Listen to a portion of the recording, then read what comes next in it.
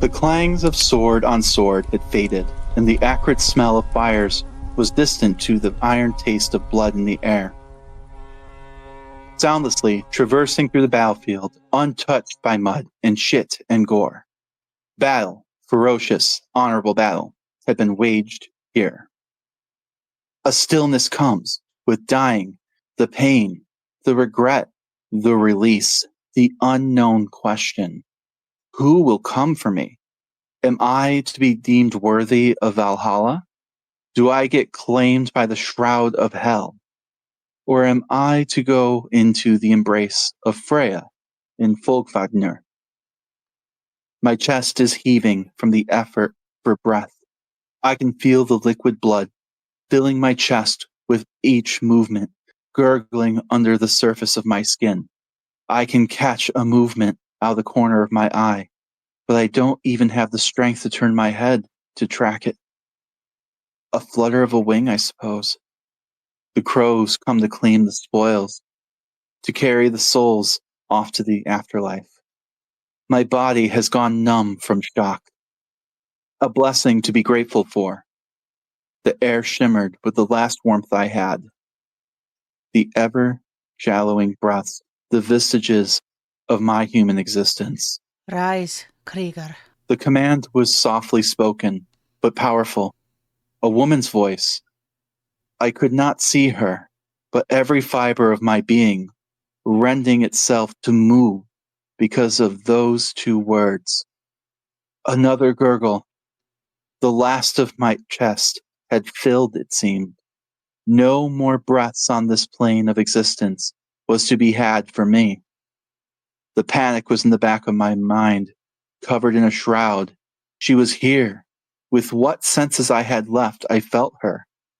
My vision was blackening quickly, shrinking into the tunnels of my own demise.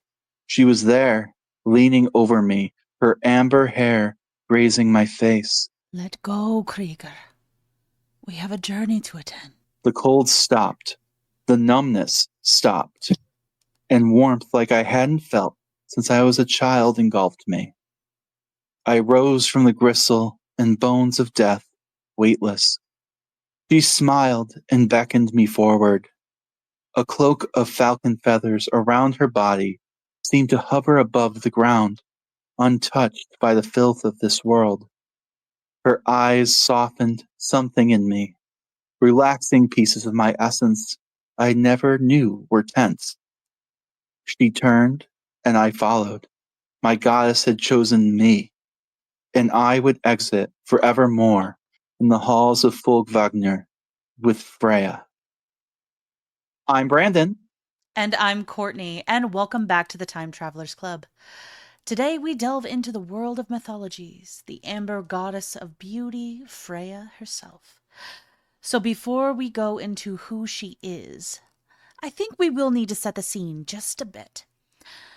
The gods of the ancient Germans are a bit different than how we expect gods to behave. Instead of a single unified coalition of deities, it is tribal and separated, much like the landscape of the peoples who worshipped them. Now, to make sense of this whole thing, we need to introduce them. First, we have the two main mythologies that we need to talk about. The Aesir. These are the ones who are deemed as militant, mighty, and have many of the characters turned into Marvel superheroes for a reason. Then, we have the Vanir. Think more earth cycles, intuition, the gods over the natural world. I'm sure you can see where this is going. And very, very quickly. The natural world meeting the force of conquest and an enforced hierarchy. Sounds like matriarchy and patriarchy fighting it out, doesn't it? Yeah, and I think that something else to consider too, and this is a more modern lens. I don't think necessarily this is what they were thinking, but I do find it interesting. We have a lot of conversations today in the modern, early modern and modern era of this idea that nature was a force that needed to be conquered, Yes. right? That's also, and like Mother Earth, right? Versus like conquest always comes off as masculine. Mm-hmm. And it's just, I do find that interesting. I don't know if there's a direct correlation there per se, but based off of like, say, America and the history of that, we know that we come from the British and Germans, and the British themselves are descendants of Anglo-Saxons. I wonder if there's some of that, this idea that you need unlike maybe like the Celtic peoples, this idea that maybe formed later of like nature, the ultimate show of power is conquering nature itself. Yes. And I don't disagree with that. I like that, actually. So there are several other factions as well. The Jotnar, which are more akin to primal beings, the energy of the more primordial aspects of life. They are seen as chaos incarnate and are often strongly at odds with the Aesir because, this makes sense. We've got the order of the Aesir, we've got the chaos of the Jotnar. That typically does seem to be at odds. Yeah, and it's interesting too. And like, I hate to put the Roman lens of it all, but like I have seen some stuff. I find the Jotnar kind of interesting. So when you look at like Greek text, right? You have like the Titans, and then you have the gods, and then you have like the later gods, right? Yeah. And like, there's a lot of like scholarly discussion that's been thrown out there about like Titans, a lot of them being like representation of like older deities. Yep. And like more indigenous deities. Not always true, like we talked about with Dionysus, but like it's a thought. And like I've seen a lot of that same discussion apply to the Jotun or Jotnar, like the giants, right? Yeah. And some of that discussion a little different. Not that always necessarily gods, but like this ancestor worship that they represent communal heroes before German people started, like when they were far more individually isolated. They were never a unified thing. That is some rhymes with Yahtzee propaganda. But like, yes, as like they became more militant and traveled more, and you did have more unified groups of these people, yes, there was some codification, but like sometimes it'd be like a local hero god, ancestor god might be turned into a Jotnar. Yep. Absolutely. So with that, there are others like the elves, which are actually segregated into the light elves and the dark elves, and then the dwarves, which do read much like any good fantasy game for the most part. The elves being more nature spirits, and the dwarves dwelling in the ground and being the makers of legendary objects. Well, so that's because Tolkien pulled right from this. Like, well, absolutely, he did.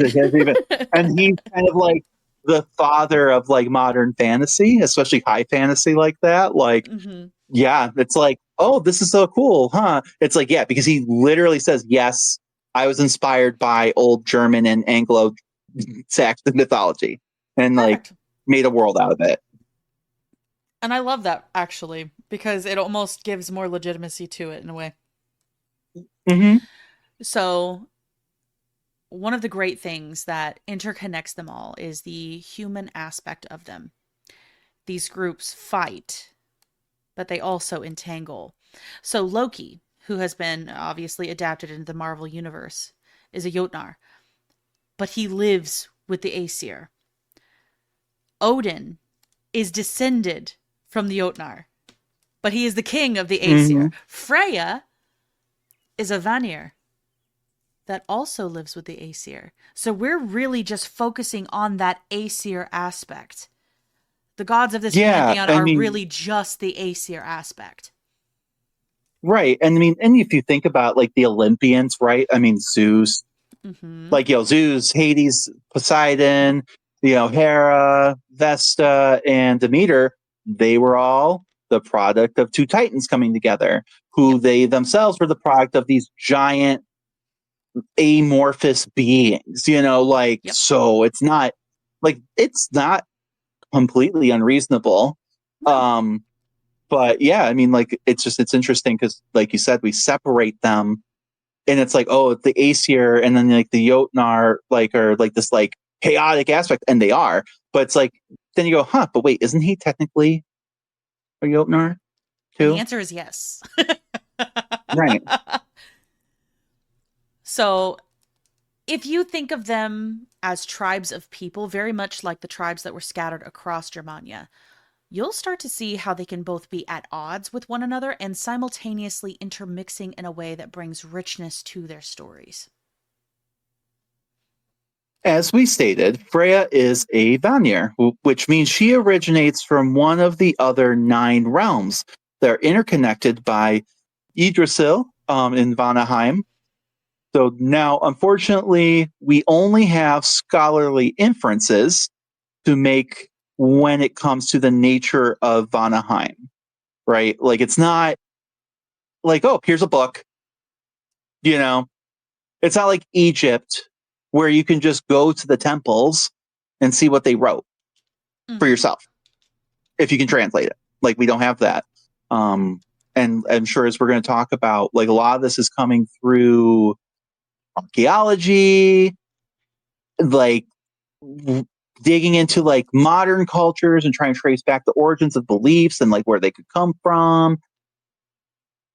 Old monks who took it upon themselves to say, hey, this is what those myths are of those filthy pagans. Like, Yeah. there's no spin here.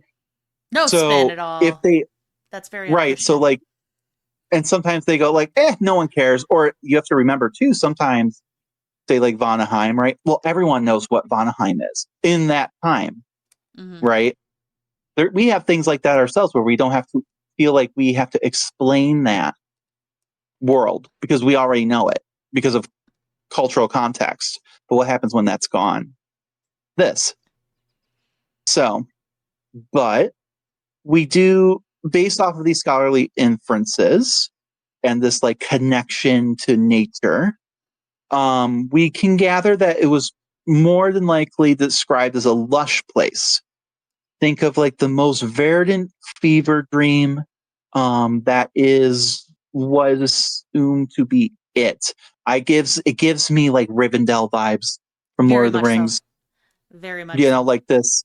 I know there's like a realm for light elves, but from what I've always gathered from the mist, that almost comes off as like literally like light, like more I think like fairy vibes, like with lights, Yes. constructs and stuff. But like that, like the stone, but like these things that defy gravity, beautiful, like that warmth, but also elegance, cozy, but also ethereal. That's the vibe. That's what at least I think of. Um, and my opinions are almost as good as the scholar ones at this point because I know as much as they do. So, like, which is not a lot. So, um, as we're going to find out. So, like I said, there are no solid surviving texts about the nature of Vanaheim. Not even a true glimpse into it, but the very nature of the gods that come from it.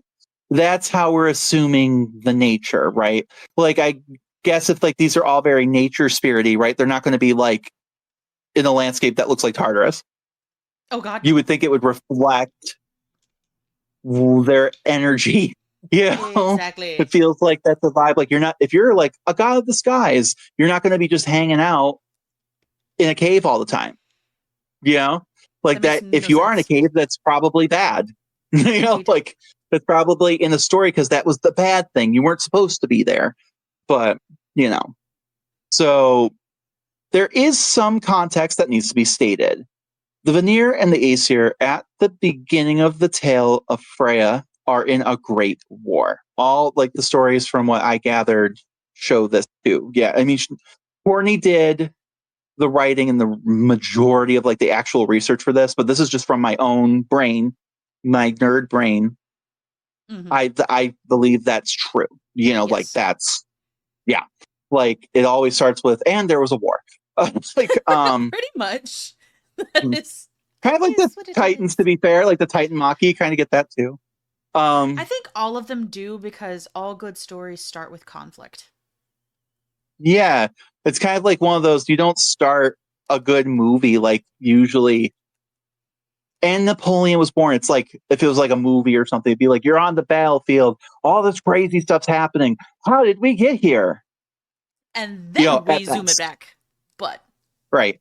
And in ancient times in particular, a lot of the time people, even historical figures, come fully formed onto the scene. yes. Maybe get little glimpses of their childhood or something, but this isn't uncommon. It started when one of the Vanir, named Gulvig, comes to the Aesir and is said to have performed a great magic called Satyr. Satyr? Cedar. Satyr. Satyr. Now, Satyr itself is said to be divinatory, but also has the ability to turn minds and emotions and change fate itself.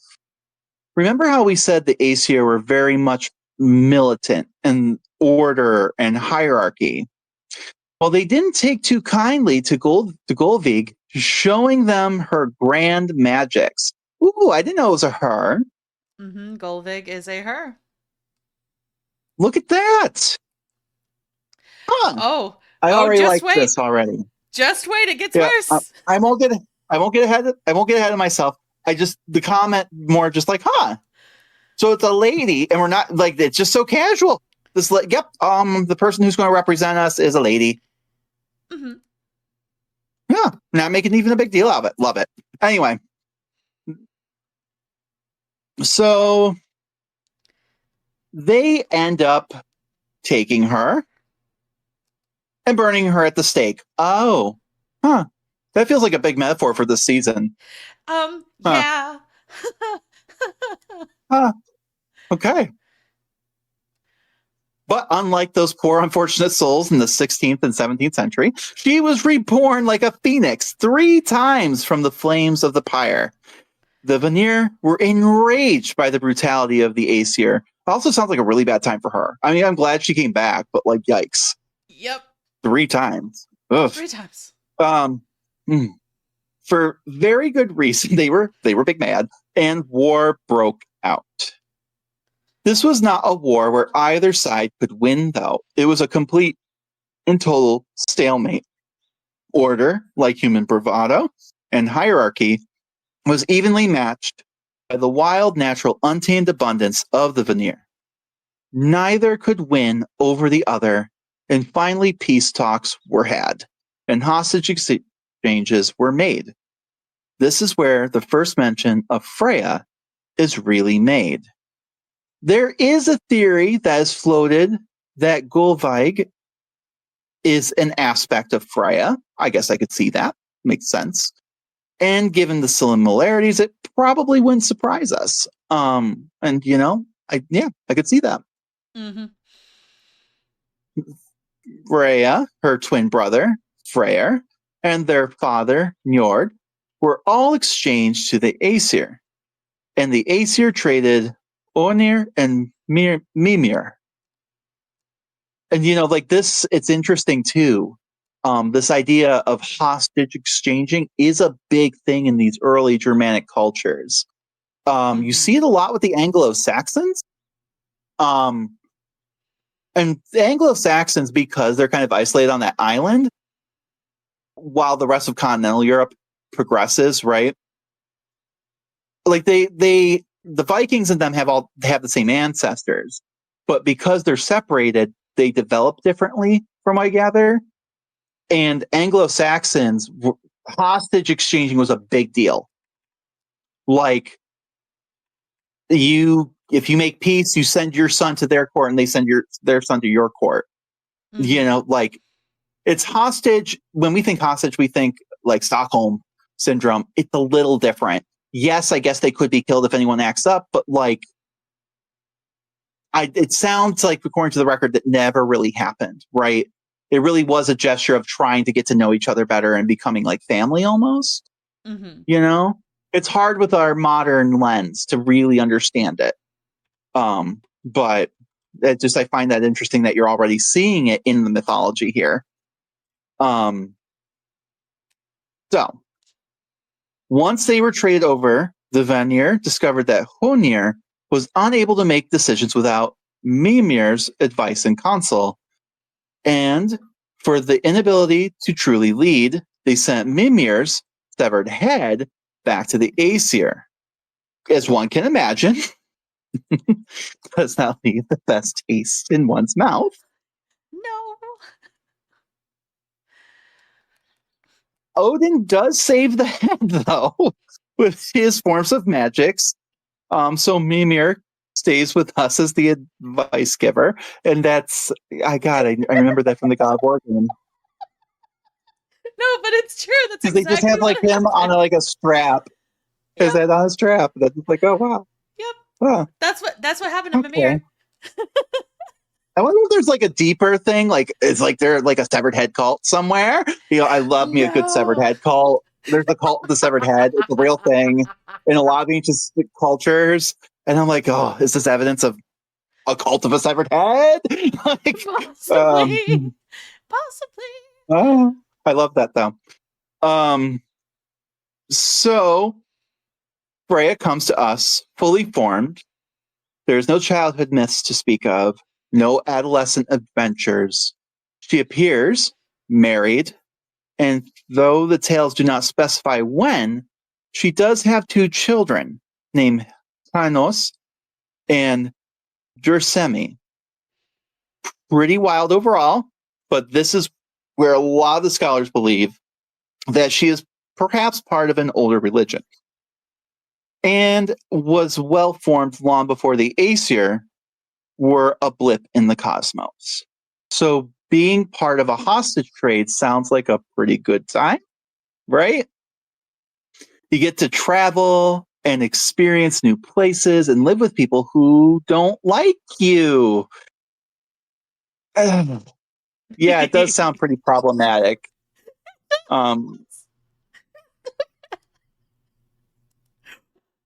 Interesting.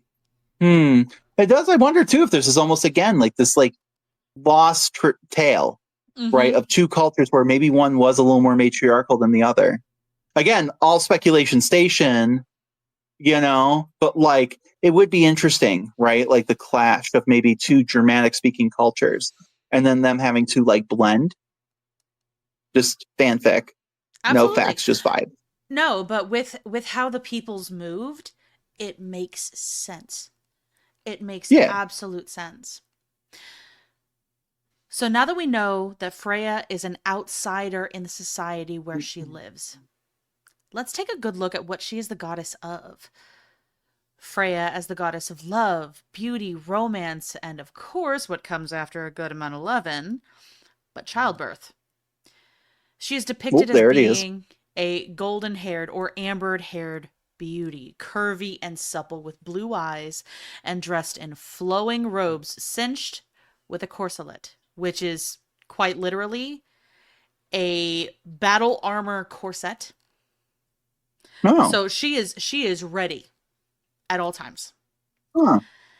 Interesting, because I feel like a lot of like the romantic, like like the later like 19th century paintings that come along, right? They always depict her as like very fair maiden, right? Like flowy outfit. Maybe if it's cinched, it's like with like a belt, like a literal like fabric belt or something, but not like battle. I find that interesting. Oh yeah, no, we'll get into it. Then there is a necklace that also has a legend about it, we will get into in a little bit. There is a mention of a cloak of falcon feathers as well that allows her to shapeshift into a falcon. So we can see a bit of an Aphrodite-esque archetype here, but wait, there is so much more. Being the goddess of all things love and beauty, there is a flip side to this. She is also the goddess of war, death, and magic, or Cedar. As you can see, Freyja is a very multifaceted being. She has the human aspects of love, pleasure, and procreation, but she also has the fertility and abundance of the land. Here's, looking to Demeter. And then on top of everything, she is also involved in the deaths and the afterlives of humans involved in war. She is a very, very busy lady. I'll put it to you this way. There are 3 choices of afterlife in the Norse mythos, and Freyja picks first. She has a lodge house, similar to Valhalla, called Folkvangr. After a battle is done, she has the first pick of the fallen warriors. The other half go to Odin. Now, Folkvangr works a little bit differently than Valhalla. You're not just waiting and feasting and brawling to be at the ready for Ragnarok. In Folkvangr, you're joined by your partner in life, your spouse, your lover, and you're able to exist in peace. Well, that's nice. It is. Yeah, I mean, it comes off as like you did so good. Like maybe am I reading this right? That like essentially it's telling me like you did so good that we don't need you to continue to practice. We know you're good. Chill out. Kick your feet up. Relax. Also, here's your spouse. Isn't that nice? Like It is. like, It is very much yeah, so. like I find that interesting. So, I mean, like realistically, what do you think you would prefer to pick?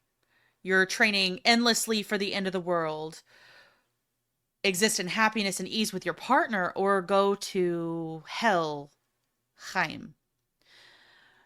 Which it sounds scary to those that have been indoctrinated by the whole Christian thing, but it is described as a place that is quiet and misty. It's solemn, Mm-hmm. but not torturous. Helheim is actually the default for non-combatants. So realistically, in hearing of the 3, which do you think you'd choose? Well, I mean, I think it's pretty obvious, Courtney. But also, I find that interesting about the Helheim thing too, because you have the same problem like with Tartarus, like in like the underworld and like Greek mythology, right? Like, of course, like you think of like, oh, it's a shitty place to go and blah blah blah, and it's really kind of like not how it's depicted. It's like the mythology expands as Greeks interact with more people, but like at its baseline, like it's for most people just you go and you kind of just exist. It's like you said, foggy, blah blah blah.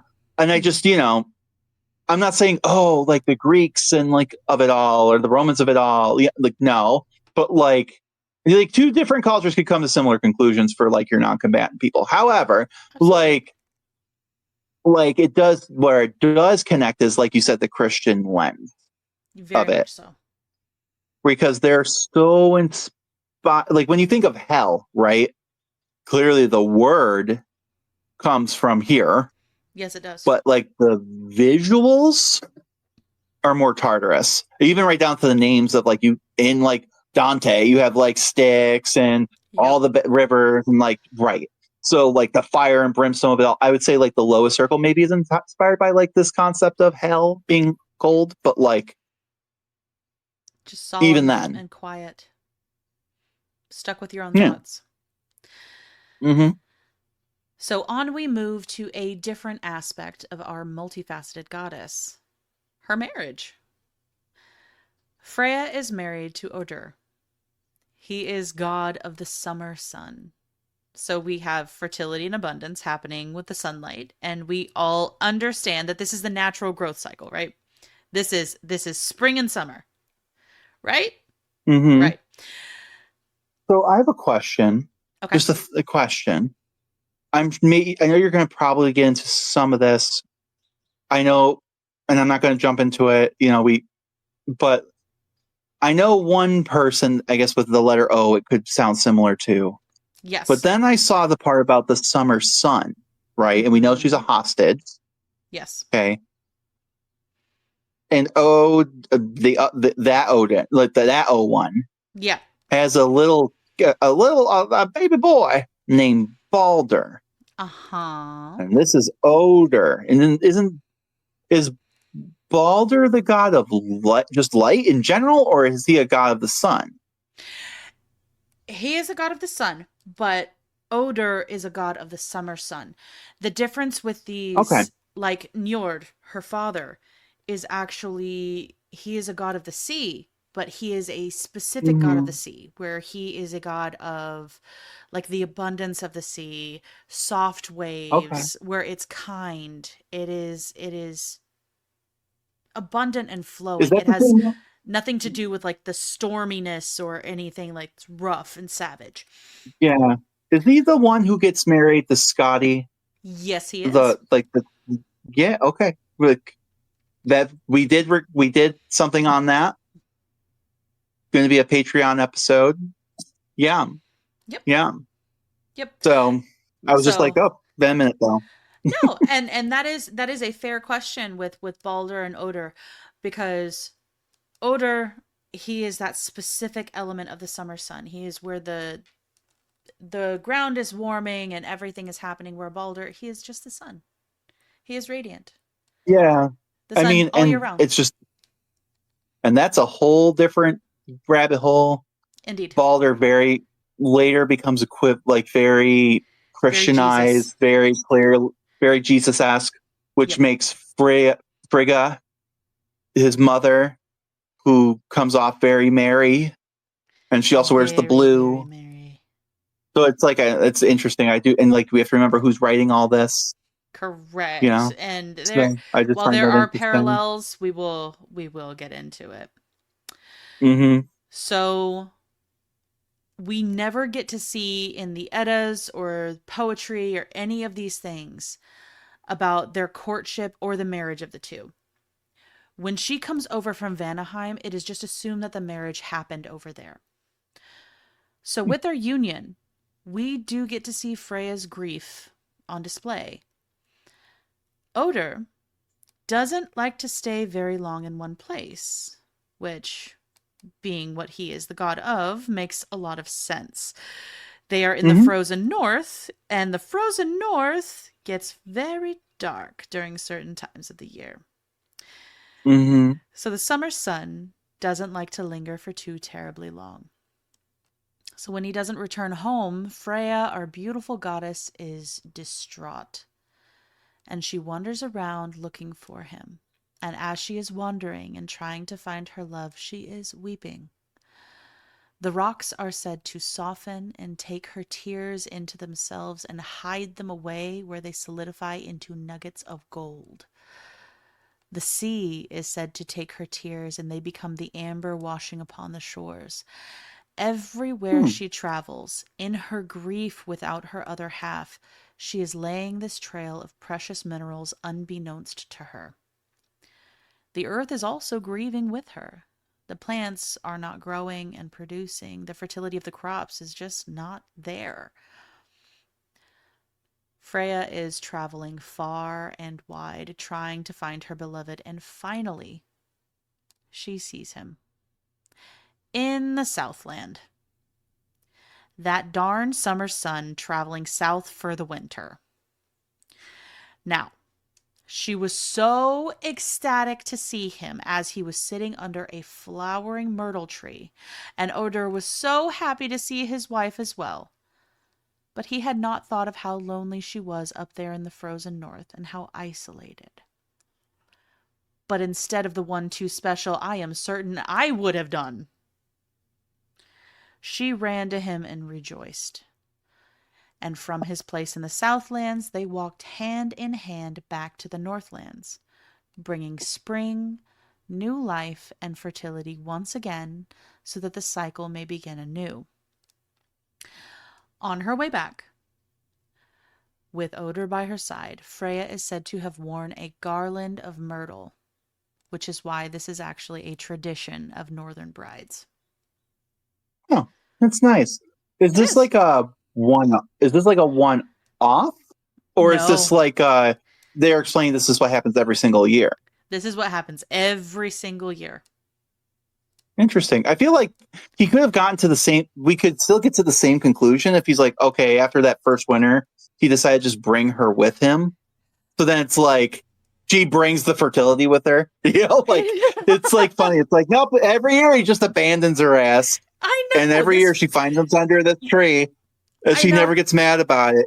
And You would she think after a never while gets she'd get mad tired of about it. crying at least. You would think, Like every but year, like you're no. crying, bitch. Like you don't know where he is, bitch. Why is it taking you even so long to find him? Always in the same place. You know I exactly love where that for he her. is. It's a beautiful story, and I know it's just meant to be more of a metaphor. I was just like, that's funny. Oh no, it's fucking It's like, hilarious because I'm more like I'm bringing a frying pan. I'm beating his ass. Like, what the yeah. fuck? Well, I mean, at least like with the Demeter stuff, like, like the whole story of like, essentially like Demeter is big pissed because, or sad or whatever, because Persephone's not there. Yeah. And then when Persephone comes back, abundance comes back. At least that makes sense because she's like, I don't have to like it. It's not like she's like, where'd my kid go every single time? It's like, well, she's down there. So until she comes back, I'm hanging out here. Exactly. No, Freyja the is first time it was real big bad because she did it for too long. But like it's like every time after it's like, okay, let's like simmer down. Let's do it where everyone wins here. Like, exactly. except for humans. But exactly. No, but Freyja, her poor little sweetheart. She just Oder wonders, he is the wanderer, and she is wonderfully in love with him, like to where it doesn't matter. She's adorable. I love her so much. Mm-hmm. So something else I noticed too, though, is like this is a great story because it's not like she went down there and he was fucking abroad. Mm-hmm.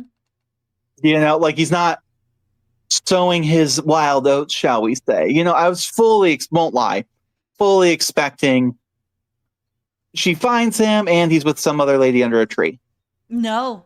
Yeah, like not at all. And it's not like that, or like that. Oh, he went off and did man things, while and it's like, oh, but like no, it's just like he was just literally just doing his job. He wasn't doing anything. He wasn't going south to do something naughty. He's just like, this is my thing. I gotta keep on the move because otherwise everyone will burn, and that's not cool. Like, well, and she's just like, oh, I'm just so happy to see you. He seems so lackadaisical. Like he seems kind of like.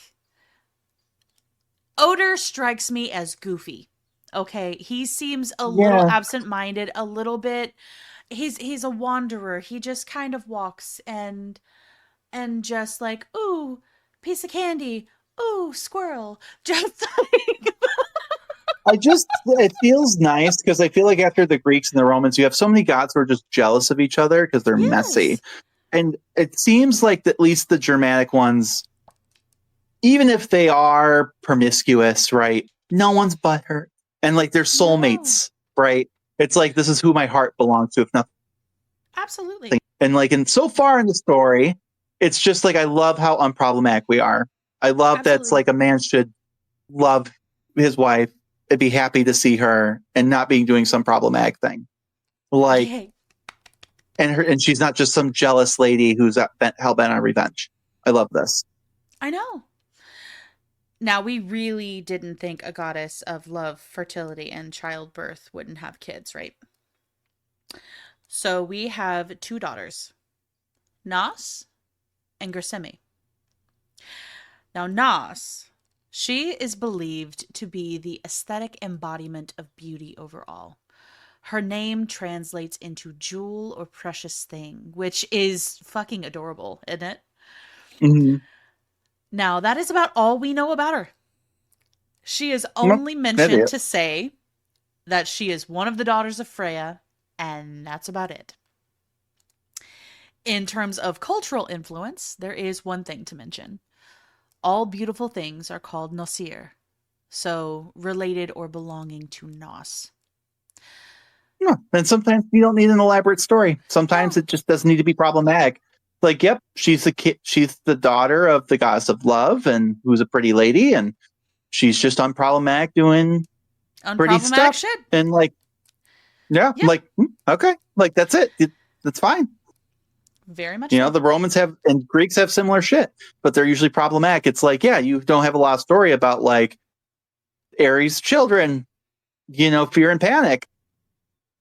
But they are also like, fear and panic. They're just there. They're just there, right? Yep. But they're fear and panic. They're not something nice, like versus like the goddess of like not even beauty so much as like that, like youthful beauty, right? Ends up getting raped and like forced into a marriage at some point. And then we kidnap a young boy to replace her. Yep. Yeah. So like I love a non-problematic daughter of beauty. Indeed. Now, Gersemi is much the same. Her name also translates into treasure or jewel, but she is the other side of the coin. She is grace and inner beauty versus aesthetic. Not to say that she isn't beautiful. Obviously, she is. But she is the embodiment of charming natures. Yeah, no, that makes sense. Like you got charm and you've got beauty, you know? Mm-hmm. Some people are very charming and maybe not conventionally, quote unquote, conventionally beautiful, you know, but yet somehow you feel a draw to them, right? Mm-hmm. Like there's like, you know, we hear that all the time in history where they're like, she's not described as conventionally pretty, but like I guess you could use Cleopatra. Don't love that example, but you could use that example, I guess. You know? Yeah, like sometimes you're just, you know, that person where I guess if you're just looking at a picture, knew nothing about them, you might be like, eh.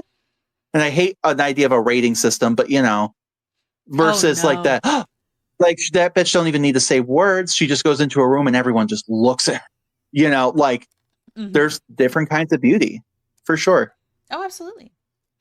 So together we have two very beautiful girls, and that is all we know of them. They are not mentioned in any of their own Eddas or mythos, only in that they are related to their mother and that their mother is happy when the family is all together, which is very understandable. It almost feels like a celebrity mom able to keep the kids out of the spotlight, though, which is giving, you know, like, I want to know more, but at the same time, I respect it. Yeah, for sure. You know, we don't need a Michael Jackson moment where we're hanging, you know, our beautiful daughter from a window. Let's you not know? do that. No. Oh, Right. You know, and also not problematic.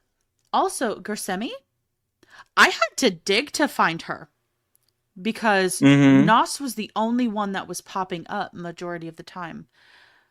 Gersemi I is hate to only say mentioned it. like rarely. I hate to say it, but like people shallow. There might be like the value, a higher value on just this, you know, someone who's just conventionally attractive. Unfortunately, sometimes we see that now. And even like sometimes where it's like, okay, fine, like me almost being apologetic, like they're not conventionally pretty, but they have this charm, you know, like I shouldn't have to apologize. Like, why are we so shallow? You know? And like we almost have to like refrain from saying like, and you know, I guess even in your head, you're like sometimes, you know, you wish you didn't have to pick either or. It'd be great to be both, you know? It's like, but like, why do we place so much value on beautiful things? Because of our monkey brains. Who knows? But like, Indeed. also inner beauty only applies to like humans versus it sounds like the other one's just beauty in general, like a pretty rock, a beautiful scene, a beautiful person. You know, like if it's literally in your word, everyday wordage, you're going to probably see it more, you know? Like, this is so beautiful, and this is our goddess beautiful. You know, like I could see it. But I love that. I love a non-problematic family. We're very happy about this. We're so happy. So we discussed her roles in fertility, the changing of the seasons, romantic love, and even the afterlife. But what about her magic? Where does that come in? So glad you asked, hypothetical listener. Magic here is called cedar, and it comes from within. Now, I need to warn you, this is not considered a manly thing to wield. And to the point that a man doing so is considered very taboo. We will actually be discussing this in a future episode, where I discuss, well, I did the writing for that one, but we will be discussing theorists and magic in a couple episodes. So we won't get into much of the weeds with it, but it's just know that that's likely why it was demonized so heavily. Cedar is a woman's art. It involves going into a trance state through chants or singing and being able to prophesize or change the path altogether. This is considered something socially risky overall. being able to talk or invoke spirits is not typically seen as a normal thing to be doing. I mean, that makes me weird, but I mean, I I was gonna accept say my even weird. no, and that's fine, but like that's a good thing, like to bring up, like even today, right? And this is a time and era where people don't even, at least it's not considered like dangerous because most people like go like, oh, well, that's a bunch of, you know, Mm-hmm. and at least you're safe because people don't even believe that there's a harm to it. Now, put yourself in a time period where people believe there is that it is real, and you're weird, like Yeah. right. Um, so like that, and it's like been a tale as old as time with this kind of thing. So, um, and even by the standards of that and an age, um, hell, even amongst the gods, this is something that was seen as something to start an entire war over. So the fact that Freyja is not only using this ability, but she is also teaching it is honestly pretty wild, pretty damn wild. Um, See, the leader of the Aesir, Odin, had a proclivity to try and acquire all the knowledge. I mean, it was literally like he just wanted to be a know-it-all. It's literally in his name, the All Father. Like he's not hiding it, I guess. No, I mean Yeah. he's not subtle about the fact that he wants to No. know everything, which Yeah. is why he disturbs me. I mean, I guess I can respect the person who at least, isn't like trying to hide what they are. Like I mean, the thing is like I'm a person who also loves knowledge and to seek it and collect it, my nerd little brain. Like I think it's like, how are you going about it? Very much so. It's like you're coming at a place of respect and understanding the context and things that are within it. Or are you trying to seek and utilize that knowledge no matter what that cost is? And willing to do anything to get it. I would say, am I willing to do anything? Sure, if it came at my own risk. Mm-hmm. Like, I mean, like an example, like if I was in Egypt and like, oh no, there's all these scrolls and like the temple's slowly sinking. Oh, I'd be thinking for a hot minute, should I go back in? But like, um, would I send some like, oh, this person has knowledge of like their culture and they don't want it getting into white people's hands. So do I tie them to a chair and beat the living piss out of them until I get what I want? Just for the sake of got it? No. I should hope not. I should hope not Right. because that But is that's that is the very but colonizer mindset. and that's the thing. That has been a tale all too familiar, right? Fully agree. And also the idea of hoarding the knowledge where you won't share it with anyone else either. Mm-hmm. And that's also a problem. It's the ivory tower of it all. And I think that knowledge, if you want to learn everything, that's fine. I mean, goals, if I was immortal, probably. But like, also, I would want to share everything with everyone. Like, to within reason. Like, like Within reason, and maybe that needs I to be don't stated. share all my knowledge on biochemical weapons with just anybody. Maybe I don't. But like, I mean, I should hope not, Brandon. I should but like, if hope there's like things that not. are going to better society, like, and that's the vibes that like in a lot of these tales, like the gods do. It's like, oh, we have knowledge that humans would be doing great, but nah, we like to see them struggle. And you're like, I mean, oh, that's that's fun. right. So back to this though. As Freya is getting accustomed to her new surroundings in Asgard, because she's a hostage, she is of course being ostracized for practicing satyr, and and at the same time, this man is trying to also learn it. It's so backhanded. It's like in public we're gonna demonize it. Oh my God, you savage. You're doing this? But then, like, behind closed doors, like, for real, could you show me how you do that? Exactly. Like this is one of the It's many also colonizer reasons. mentality. This is one of the many reasons that for me and Odin, it is on site with this fucker. And well, and there's other stories sometimes that portray it, and this is like where it's the Christian lens of it. I don't know, but like because there's stories where it's like he super respects her, and that's why she gets first dibs, and like it's so as a historian hard, and like it could be truth that for one area versus another, and like Well, obviously. but like in most of the stories though, like she's kind of ostracized, she's othered, not always in a vicious way or anything, but it's like, oh, that's Freyja, she's that weird girl, but she's hot and alluring, there's something about her, and it's Kind of, like, yeah, and it's just like that's the weird lady that cries gold. Like, hmm, yeah. And hmm. it's like, again, it's like, why does she do all that? It's like, well, to be fair, you told her she had to live there, and then you're complaining Yeah. about her living there. Yeah. So, but in any case, in the grand scheme of things, though, like I was kind of alluding to, she's on equal footing with Odin. Um, that is until she's being used as a bargaining chip, right? Mm. Um, and some of that too is like, is it the Christian misogynistic lens of it all? Or is this like a reflection of like maybe the Germanic beliefs at the time? It was not egalitarian.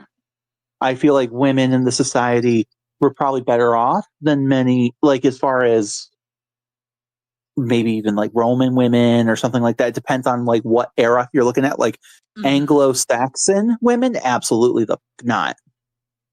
Absolutely not. Alfred the Great himself made it like it's like they codified that crap where women couldn't inherit, couldn't do nothing. You're supposed to just sit there and be pretty.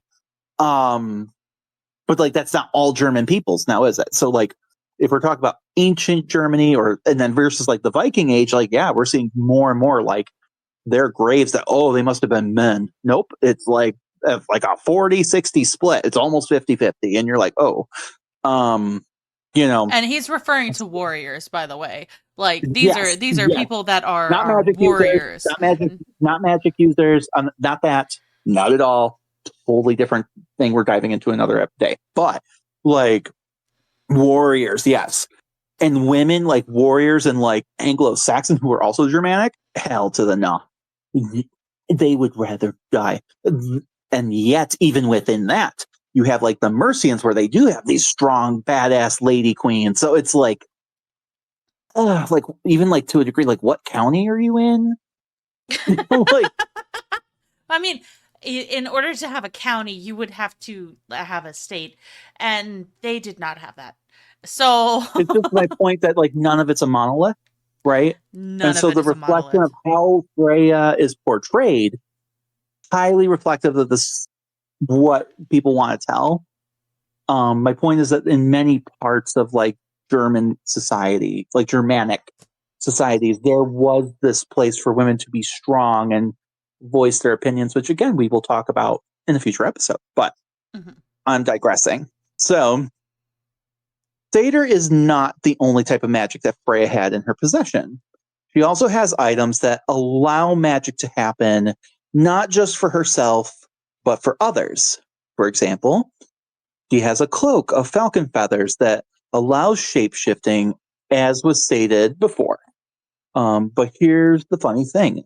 It was never mentioned that she uses it herself. In fact, the only one that seems to use it was Loki when he borrows it from her to locate Mjolnir. Thor's hammer that he's constantly losing, which weird that Marvel gets that accurate. Like he's just always losing that thing or it's getting stolen. Yeah, It's like it's God, hide the hammer. it's like got the power of a nuke, and you're just like losing it all the time. Anyway, Indeed. it's horrifying. like, but That definitely so is a horrifying thought. you're like, right, like they always portray as like this is the hammer of the gods, like this is like it destroy civilization, and they're just like, and he lost it again, and it got stolen again. Again. And then like Loki, the god of deceit and fuck around and find outery. Hey, could you go get that back for us? Like, yeah, no problem. Like, you literally had anyone else. Honestly, Freyja's cat would probably not fuck you over as much as Loki will, but whatever. I always find that funny too. But it's like, whatever. And yet she's the weird one, like crazy lady. Well, anyway, so another piece of apparel that holds magic, but is definitely less clear on like what it's supposed to do, question mark, is the Brisingamen necklace. So now we do have a story about how this is obtained, but unfortunately this is one that may be really, it's the one that demonizes Freyja's character. Buckle up, it's an explicit rating. If I don't know why you're listening to this with children, but if you are, please don't listen to this in front of your kids. We say fuck entirely too much. Brandon's about to get real vulgar. Okay. Yeah. Like there's choo-choo trains, and not the kind that the neurospicy are into. Okay. Well, I mean maybe, but like no, yeah, baby, but it's not that kind. So we're about to get into it. Now we have to remember that the prose Edda, which came much later, was not written by someone living in the religion at the time, but by a Christian monk in a monastery. So, like, the Christian monk of it all. Yeah. They're not out to make the really pretty witch lady into a sympathetic character that you want to be like. No. Like they might be like, they're not like actively like making her like evil, but they dumb her down. They make her a dumb bimbo. They bimbify her. They do bimbify her a lot, actually. I mean, a lot like Brian Gnome. Like Brian Gnome's made a cameo in this episode somehow. With the balloon titties. Yes. Good for him. Bimbification. But the point is, right, this necklace, Brisingamen, Freyja's necklace, was made by, the story goes that it was made by 4 dwarves. Here we go. This is how good parody porn starts. God. So anything made by dwarves is going to be powerful, according to the myths, right? Like, just like, I mean, again, we kind of brought it up earlier, like, J.R.R. Tolkien, like, the guy who wrote all of like The Hobbit, The Lord of the Rings, all that, right? Tolkien was heavily inspired by a lot of this, right? And like, so if you're imagining dwarves from Lord of the Rings, you're on it. You're good.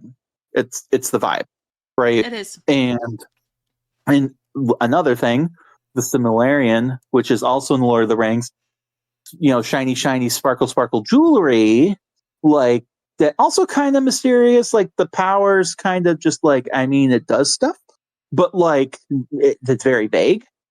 But like all the gods of that universe want it to, including the bad ones, right? Mm-hmm. So like, I can't help but feel like there's a similarity there. But I think that would be very, very possible.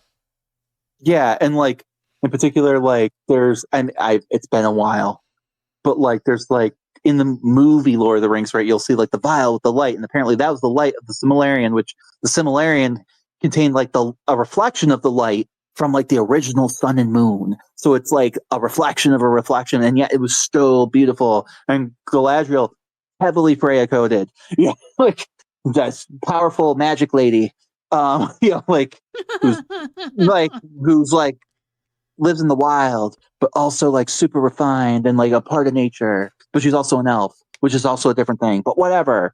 And she's also immortal. But the point is like heavily Freyja coded. So back to this story. You got four dwarves. They've made this necklace. These are the same people who made the nuke for a hammer, Mjolnir, giving you a rough idea of how talented these guys are. Like I said, with this story, though, for Sigmund, we don't know what the exact powers are, actually. They just go, it's magic. That's it. We know it's not just pretty. It's also technically magic. That's it. It's magic. Like, is it magically pretty? Does it do something? Does it enhance powers that are already there? We don't know. Does it make you hotter? According to this story, does it get everyone horny? Who knows? We don't know. The point, apparently that wasn't the point. So, but the story goes that Freyja, I don't know, I'm just imagining her like, I don't know, going down like a cute little street and there's like dwarves in a shop and it's like, ooh, look at that pretty necklace in the window. It's like Tiffany's, like, and she's like, oh, that's hot. Want it. She's Ariana Grande. She's like, I see it, I buy it. I want it. I got it. And, she's got the high ponytail and everything. And so, and then there's dwarves. So, when she saw it, she's like, I have to have it. In the original stories, from what we can gather, she offered the dwarves her favor in exchange for the necklace. That's it. Not to do a favor, but like, her favor. Like, it wasn't a hey, Mr. Postman. Like, if you give me that necklace, I guess I'll owe you a favor. No. Like, you will have my favor. I will look upon you favorably. And whether that means she's just like, yelping it, like, these people, love them, 5 stars, highly recommend. Could be something like that. Could be a boon. Could be a whatever. Be careful with boons. Sometimes they backfire. The point is, like it's like genies and wishes. Not in this context. The point is just, he just simply offers her favor to them. And they go, cool, beautiful, tall lady, have this necklace.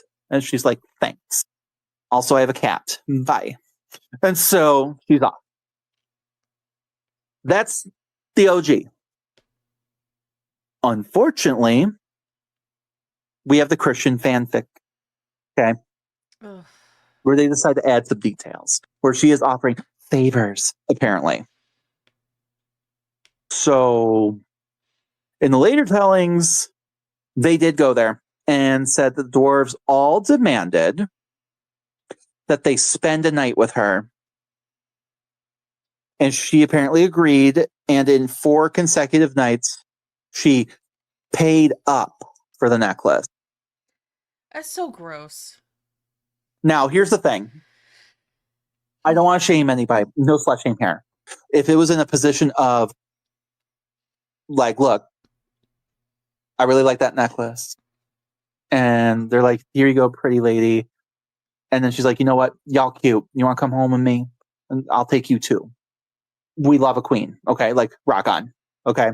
I mean, it seems consenting. No one's at the same time too, so it's not like someone's like, "Hey, either us or we're going to kill your brother" or something. Like I don't know. Like like she can just say, "Nah, I don't want the necklace. I'm good." No one's holding her hostage. It is a choice, and at least I'm going to give her that. Yes. I don't like this version of the story. I'm just saying.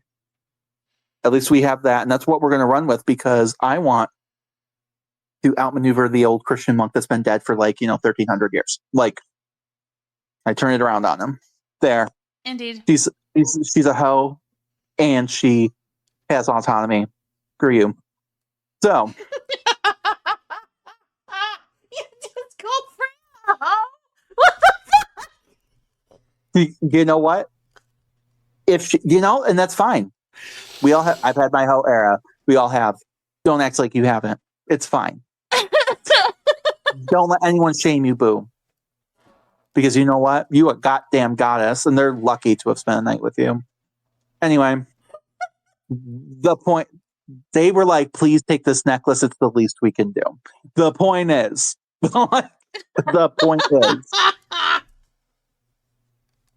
this all very much reeks of trying to knock down this powerful goddess, right?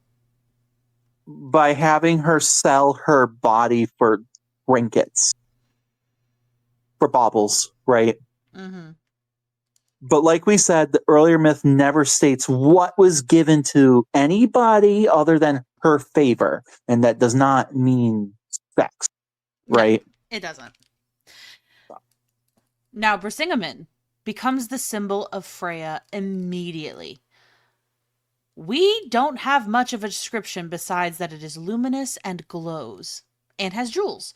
So really let your mind run free and imagine what the most beautiful necklace is. I mean, or just imagine the Similarian from the Lord of the Rings, and like, because if you have no imagination, and you can just Google it. But like, Indeed. yeah, right. But I mean, still, fine. So another of her magical objects is a boar that she rides into battle, Hildisvini. Apparently, he was originally Otar the Simple, a very devout follower of Freyja, and for his loyalty and to conceal his identity, she turned him into a luminous boar companion for her. Apparently, Badass. Love that. Love that for him. I know. Like, You know, not like this isn't a Cersei story where she's just turning dudes into pigs, like without consent. Mm-hmm. This is a you've been cool, boo. Let me turn you into a badass glow in the dark battle pig with tusks.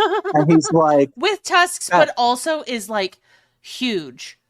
You have to think like, if she is literally riding this thing into battle, mm-hmm. he has to be gargantuan. And he's like, bet, love that. Also, my name is Otar the Simple. Don't love that name. Thanks for giving me a cool name like Hildisvini. It sounds like Houdini or like some cool like magician name. We love that. And these men are just happy to have her around. So apparently she rode him to also awaken Osiris's ability. And there is in fact a parallel here with her twin brother Freyr, as he has a luminous boar as well. I won't lie. Sounding like people be tripping, and I love it. It's like, imagine you are tripping on the best concoction. You're living your best CRS life, and you just see this beautiful ethereal lady. Maybe she naked, maybe she not, riding a luminous battle boar, and like that's awakening your abilities. And it's just like, wow, that's intense. That's a very like trip coded image in my head. I could see it.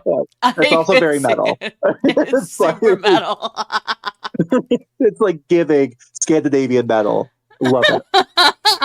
Fuck yeah. She just needs like a sword, and her going like, I got the power. I mean, the thing is, I think she would. We already have the corselet, damn it. We already have like half armored. Like, where's the fucking helmet? Where's the fucking sword? Like, come on. Maybe tits out according to this whole dwarf thing. But you know what? Cool. Love that for her. No, we don't have things that are tits out. That is not in any of the myths. Oh my god. Are you telling me that's the Roman or Christian lens of it all? Like, I feel like a lot of the Roman statues I've been looking at show all these dramatic ladies with their boobs out, and I'm like, it's gotta be cold up there. That seems like counterintuitive, but like whatever, Romans. Like, indeed.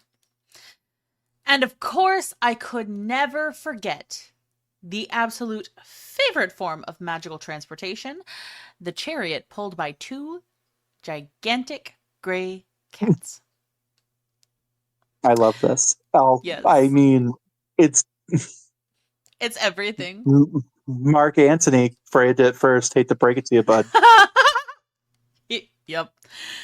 And that's his cameo for this episode.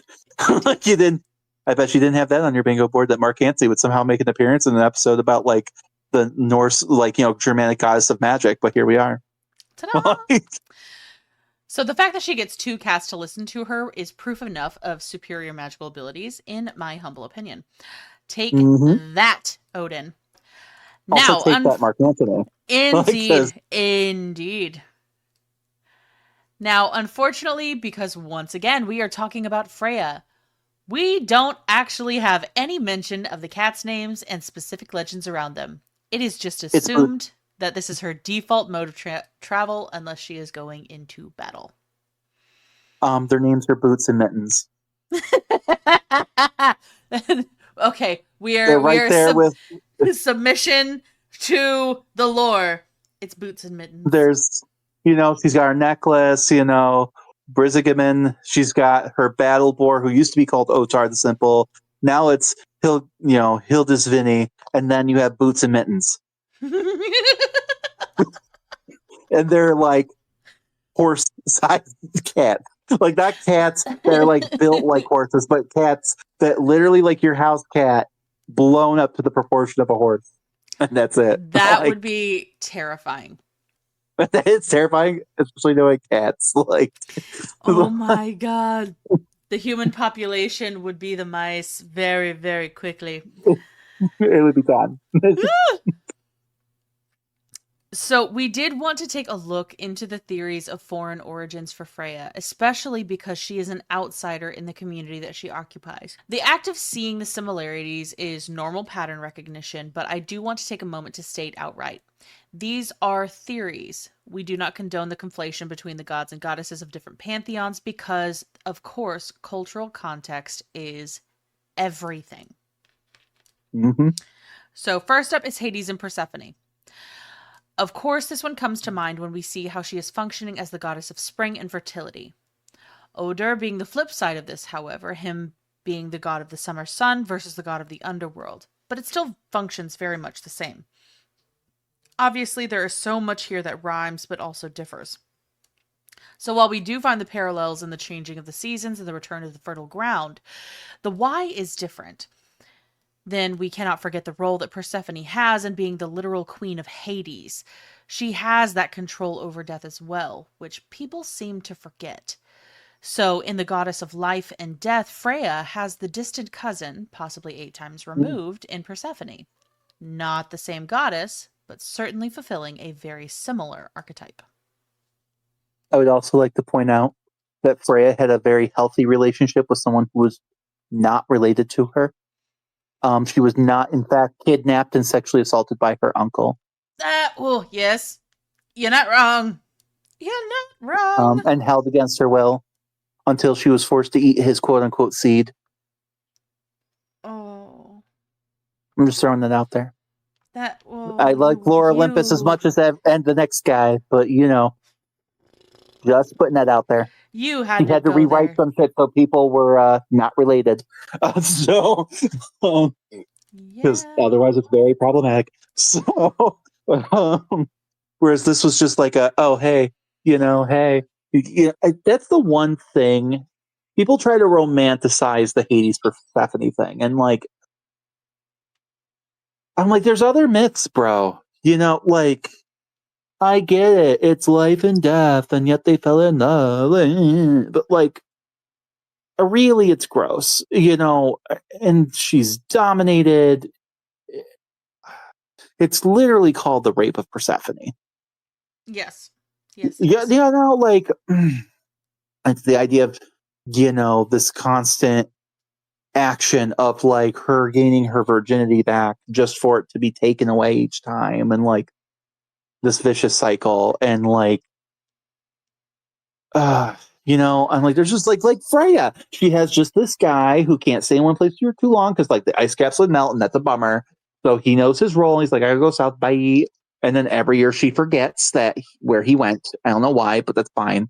She's got some dementia. We still love her, and and then she cries, beautiful amber tears, giving all the people of the North Sea, an economy to thrive off of. And then she finds him again under the tree, and he's not cheating on her, which we love. He's just hanging out waiting for her. And then they're reunited and they're happy. The end. No problematic stuff there. Indeed. No uncle rape. Love that. So, the next goddess that we're going to talk about is Cybele,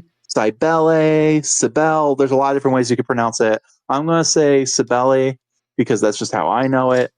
So the goddess Cybele is another character that has come up a lot in the readings as a possible inspiration for our grand goddess, which, do keep in mind, does try to make her a lesser offshoot. Don't love that. No, do not Which love that. makes nope, it just doesn't make sense. Um, yeah. So Cybele comes from modern day Turkey or Anatolia, however you would want to put it, right?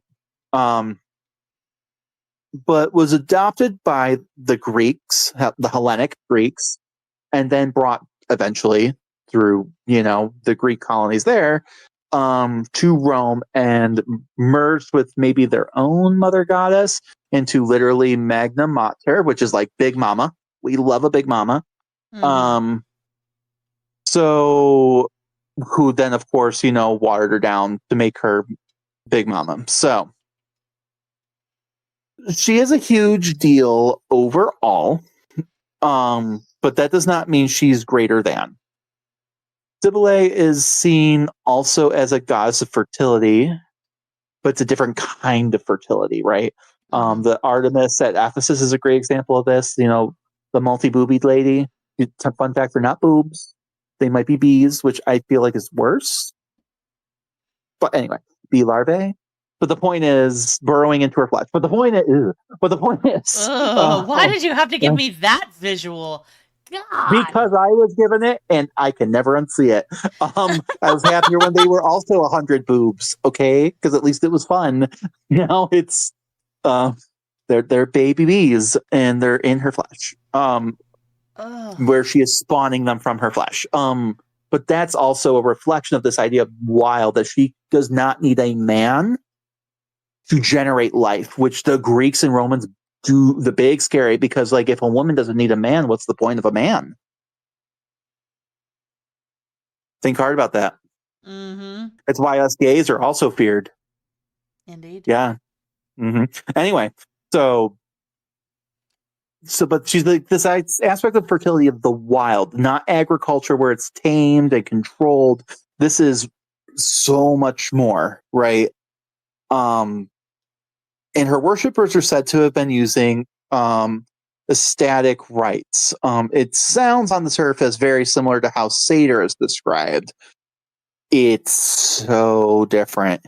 And we're going to get into it, but if there's a parallel, it's simply in the sense of like what the feminization of men. But yeah. So she also has a lover in the stories that she is mourning, which follows the cycles of seasons, but the outcome is very different. Cybele's lover isn't really even her lover. She is obsessed with him. So it's just like stalker vibes, right? Very much so. She's into him way more than he's into her. There's this huge power imbalance, and when Addis, the guy, goes to marry a human woman, Cybele drives, and he's immortal, drives him mad, and it causes him to castrate himself, aka make the fields go barren. And then he dies because, that's pretty wild. Probably wasn't very sterile. Yes. So that doesn't exactly sound like our girl Freyja, now does it? So here's the thing. This is actually going to be a big thing later. I would love to cover this someday. These priests, right? This is a whole thing. There's actually the emperor, like the trans emperor was like a follower of this supposedly. It's a whole thing. But like these were men. Romans try and make it like, oh, they were just crazy and castrating themselves. Like this was sacred. It was the idea that this was a sacrifice they were willing to make, but also a choice, right? Also, the Temple of Artemis sometimes did this, but in Ephesus, but like the idea of self-trans, and then they would also adopt like feminine clothing, and potentially it's like unclear, but they may have called themselves like by feminine pronouns or whatever, right? Mm-hmm. If it sounds trans, tell me to stop. So, right, it's more complicated than that, but like, and when we talk about it later, like in a later episode about Cirruses and magic, you're going to see that that's not quite the same thing that would be going on in like the Germanic cultures, right? If a man was performing magic, they're not like castrating themselves. It's not a requirement, right? Mm-hmm. Different vibe. Very, very different. But in the myths with Cybele, getting back to that, she is so brokenhearted that she ends up begging Zeus. Ugh. It does read colonizer. It's like this great goddess of the continent begged our god for help. Exactly. And you see this a lot with Zeus myths, unfortunately. And like that's kind of like there was a mother goddess at this location until it was colonized by the Greeks. Anyway, and he makes it to where Addicts never decays. Not back to life. Just doesn't rot. It's kind of gross. Yeah, it's giving serial killer. Collecting bodies vibes. It's giving Ed Gein. What? Nipple belt. No. Oh no. And well, in her case, maybe she's wearing like the testicles as like earrings. I don't know. I don't know what's happening here. You know what? I've seen enough truck nuts. I really don't need to see ear nuts. Oh I love my that. god. See, that's great. She she just has the like bronzed. Oh no. I mean, so historically, I was thinking of like Christina of Sweden's mom does kind of like this with their dad, the king of Sweden, when he died in like war. And he's brought back and they like embalmed him. She just like kept him in her rooms for like a year. Gross. Also, Gross. I think his heart was turned into a lamp. But anyway, it's giving Ed Gein because that's the more like famous reference right now. So our girl Freyja doesn't exactly have this problem. So while she does have cycles of the seasons, her love is restorative and instead of manic or obsessive. Now, one of the fun parallels is that the chariot pulled by cats. There are stories of Cybele's chariot is in fact pulled by lions. Another callback to the certain gold chariot thief from last season. And also, that was intentional. They're portraying him as like, oh, look at him adopting barbarous ways. And we talked about that last season. That was actually probably one of the earliest. And that idea of also, therefore, he is effeminate. Yep. Which is the worst thing you could be as a man. How dare you have any kind of feminine qualities as a man? Meanwhile, it's totally cool that, Daddy Caesar can wear his, kinky red boots. No one bats an eye. Kinky boots. Oh my god! But why? I still need to get some. Jesus. I know. I still to this day imagine like either like Rocky Horror or like Patrick Star with the high heels on. Like, I love that image. It's like full Caesar, like balding with like the cuirass and the toga. And then like it's cropped though, like to the knee, and then like from the knee down, it's just like very modern red kinky go-go boot. And I love it. I love the image so much. So especially since it's to the goddess Aphrodite, and you're just like, there's no way it wasn't a hooker boot. There's no way. It has to be. Right. So love that so much. Anyway, so again, we have stories that follow similar motifs, but there are huge aspects that are missing. Cybele is missing that war, violent aspect, right? I suppose she's violent, but in a turn you into a lampshade kind of way. Yeah. It's a little different. A little bit different. And she is missing the death aspect in the sense that death is prevalent in this particular myth, but like, she's not like a psychopomp or something. Correct. That's not like her realm, right? Otherwise, she wouldn't have had to, have like this fun like body pillow shaped like her boyfriend. Seems like, you know what though? Good for her, because I'm tired of these women in these stories being like the non-consensual ones. Good for her. That man had no consent. Good. No, no, no, No. Damn, no. Brandon. That's Brandon. Oh my God. I'm just No. tired of it. You know what? I go on and on about how these poor women never get the consent. And you know what? No, it's time for some of these gross men to get a taste of it. Oh my God, does that seem scary to you? Good. Good. Stop doing it to ladies. But Anyway, they were the ones that were. Oh, that makes you no. understand for a minute. Oh my God, I wouldn't want that to happen to me. Good. Because you seem totally fine with the 100 and bajillion myths where it happens to a lady. Anyway. And she's also missing that love aspect, at least from it's very one directional. And while she's a goddess of fertility and the divine wild force of nature, there are intricacies that just don't fully make sense if we are going to float this theory that this is where Freyja supposedly came from. So now we're going to pivot. We're going to make it maybe a little more wholesome. I don't know, maybe not. Isis is our, you don't think we were going to forget about her, right? Because she's a magic goddess too, right? Here she is, Isis, making a cameo. We're getting cameos. We got Julius Caesar with his boots, Mark Antony, Isis, Brian Nolan, his balloon titties. Like, a lot of guest stars today. Lots of them. We got another one. Gosh. We have like my favorite one about to come up. So anyway, so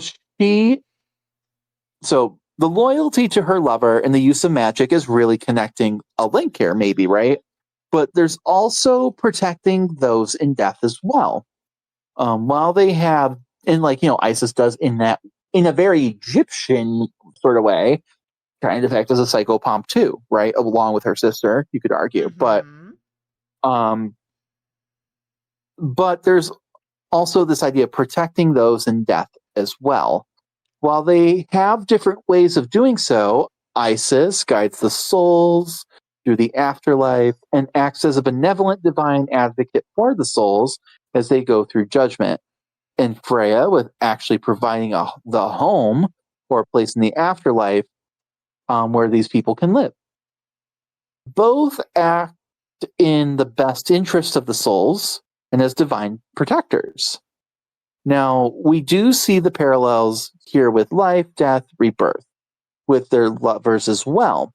Though the traveling back hand in hand to bring spring is a whole lot less traumatic than putting your husband back together like a fucked up jigsaw puzzle and giving him a brand new golden dawn. And the dawn is like my favorite cameo. What? Come on to say, Golden Dong. Glad to see you again. It's been a while. And I just have like this idea of like a gold dildo going. No, I need it on a t-shirt. Hello, Golden Dong. Nice to see you. It doesn't speak words. It just goes. And we're just go, oh yeah, it's great seeing you too. Like we understand it. Anyway. It's so funny. I love that so much. It evolved greatly this episode. Oh God. It's late. But they do. This is our fault. This is our fault. This is our fault. But they both do search far and wide for their partners, determined to bring them home. But with unfortunately Isis only being able to have him for a moment before they're separated forever by the veil of death. Which does make me very sad in a way, but we discussed it last time. The Egyptians have a different concept of death, and like it was very healthy. Like she got that last chance and she was willing to let go because they both have their roles. Yes. Whereas Freyja probably would not have been as cool with that. So maybe not Sibylle crazy, but who knows? So they both utilize magic, right? But it's in different ways. Isis is more in the way of healing and protection, like charms and amulets and stuff, right? While Freyja, not that they didn't use those, but Freyja's is more of like this idea of reweaving a fate and desire. It's more intuitive. It's not like, oh, I have scrolls and this is the spell. This is like, it's in your gut, It's more feeling. At least that's, yes. I'm not a witch, right? I have a cultural understanding of it in general and the nuance. Mm-hmm. So that's where we can really look at these two and see massive differences. I mean, other than maybe complexion, like, I'll be honest, And if anyone tries to make Isis like a blonde white lady, like, come on, stop. Anyway. Correct. Anyway, Isis is never seen as a goddess of, well, I mean, like, unless you're going through like a Greco, oh, we're going to merge her with Aphrodite lens. Like, she's not like explicitly like a goddess of love and magic. That's more Hathor, or like, sorry, love and romance. That's more Hathor's domain, right? Honestly, you could almost make that connection in a way. Like, Hathor is about sexuality and war, and she also turns into Sekhmet, which her breath is literally a nuke that can wipe out entire peoples and drinks the entire river's worth of blood. But anyway, That's cool. Love her for that. But she also likes to dance and have a good time. As she should. And like wear pretty things. Yeah. So like it's actually funny. I'd almost say there's more of a connection with her. But Freyja, like as I was saying, Isis is also not she's not really a war goddess. She's a goddess of protection, but it's more political. Does that make sense? Mm-hmm. Like she is the throne, the power behind the throne, like a guide, not a like, oh, I'm actually going to like open a can of whoop ass on anybody. That's Sekhmet's job. But Freyja definitely is. She'll open a can of whoop ass. So while they do have some characteristics that mirror, I just think it's pretty clear that they have plenty that make sure they're not, to make sure they're highly individualized and they're a reflection of their respective cultures. Because here's the thing, guys, like there's no conspiracy theory here where it's like, oh yeah, and this is proof that white people were the ancient Egyptian ancestors. No, gross, stop. What are you doing? Like, it just means that we are all human and we have a shared, there is a shared experience. We all experience love and magic and death and all these things, and we can come to similar conclusions, and our symbols can be similar, and that's okay. Mm-hmm. It doesn't need to be that complicated. No, it doesn't. It really doesn't. You can fulfill a similar archetype, but not be the same thing. It's like, oh, that's the origin. The white people from the north, when they were Atlanteans, stop. Please stop. Get some help. Right. All right. So last but certainly not least is my own patron goddess, Inanna. So I am completely biased on this one. The similarities here are very striking. Both are incredibly passionate, goddesses of fertility, passions, war, and power. Inanna is the queen of heaven in the Sumerian pantheon. While Freyja isn't seen as the queen overall, she is on par with Odin in power, so even though it is never stated outright, the placements are undeniable. As a goddess of love and fertility, Inanna is unquestionably that, to the point that there are cuneiform tablets where she is supposedly asking her lover to quite literally plow her vulva. Oh. There is no shame in this goddess in the least. And nope. In comparison, Freyja seems quite tame. Unless you believe that whole Christian monk story. But you know what? Again, we love it. Rock on. I mean, like, if it was like Inanna like style. We'll flip it. Yeah, exactly. We'll flip it. I mean, But yeah, I mean, most of the stories, not that intense.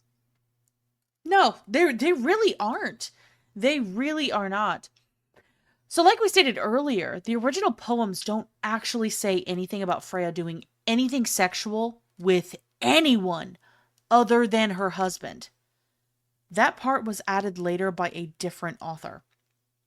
That doesn't take away of her sexual agency. It just does make getting to the heart of the myths a bit more complicated due to the demonization of her by good old Snorri. Now, Inanna actually does end up casting aside her partner Dumuzi, because he does not mourn her disappearance and death when she descends to the underworld.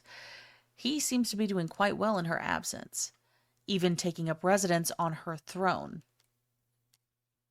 I mean, I would also be pissed. I So, mean, because. yeah. I Yeah. mean, yeah.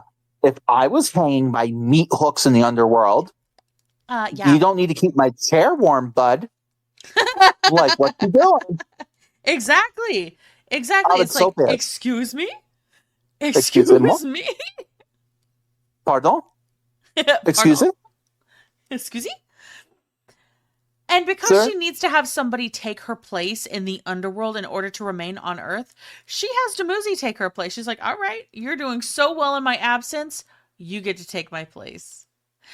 Good. So There are we, some stories, I yeah, think, where I remember, though, and it's unfortunate, like, they also don't want him down there. So, yep. like, they end up, like, taking the girlfriend because, yeah, he was also boinking someone while she was hanging from literally meat hooks. And, God, it feels like very Ed Gein this day. Very much so. But My God. And, Dumuzi is a piece of shit. Like, I really don't like God, Dumuzi. but I also feel bad for that girl. It's like, oh, here's this random girl that no one likes. Like, Indeed. damn, girl. Anyway, Indeed.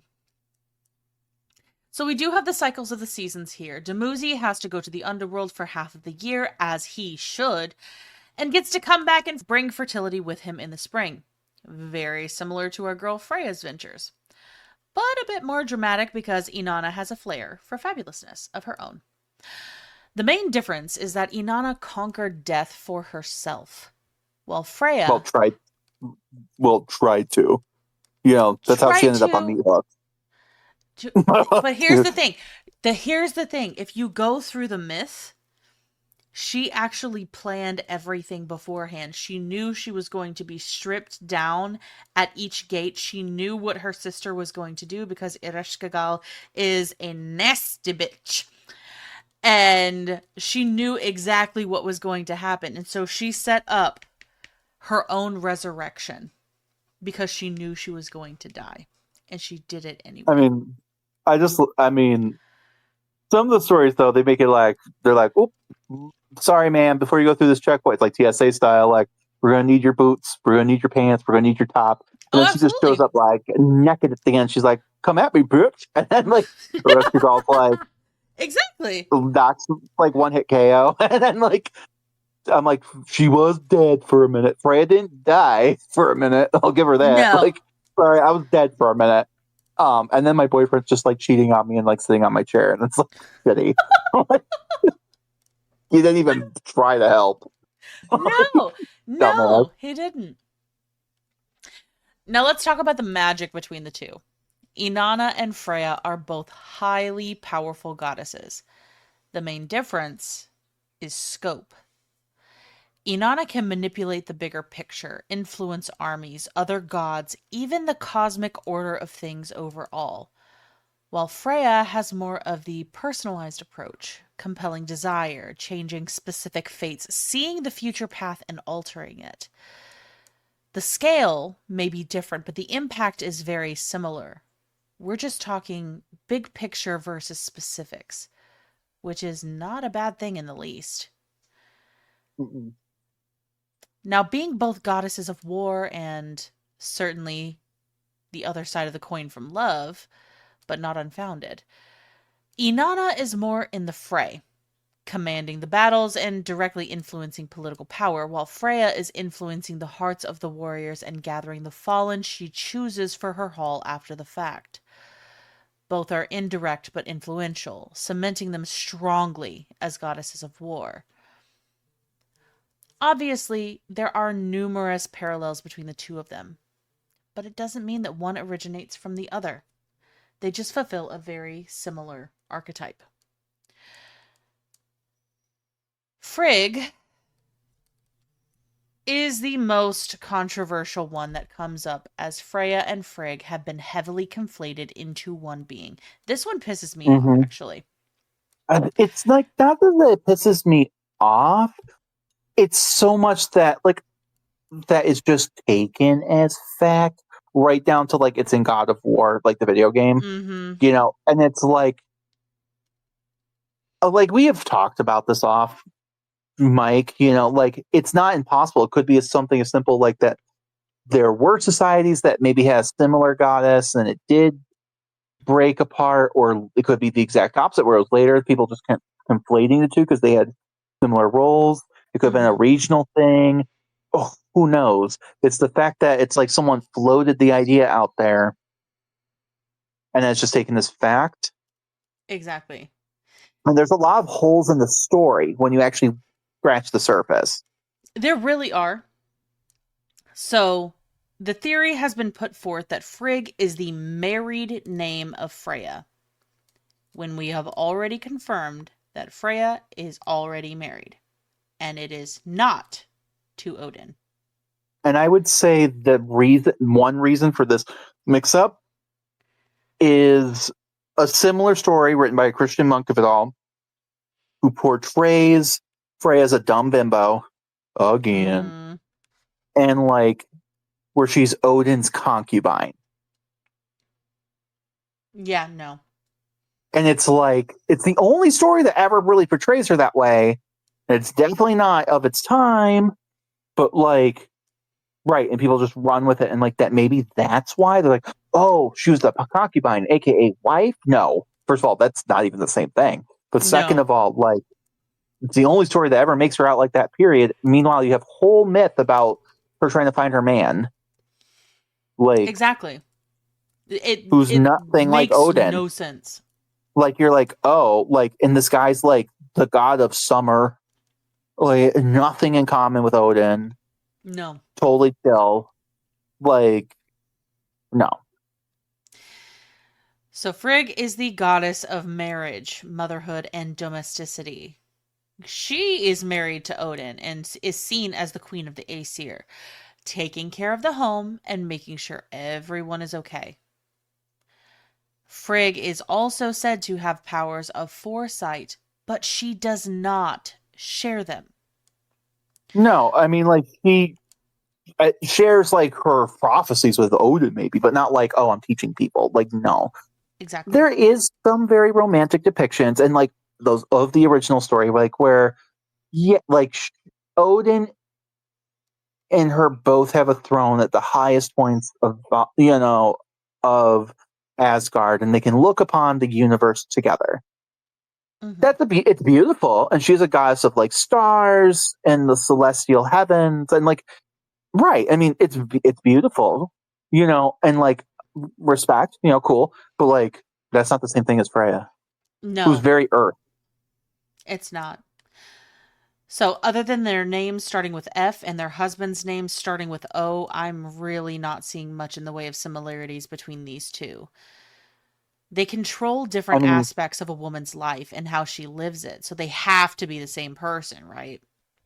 I mean, that's like saying Mary, right? That's like saying Mary, Queen of Scots, and Marie Antoinette were the same person. They were both women who began with the letter M, and like men hated them, and they ended up getting killed.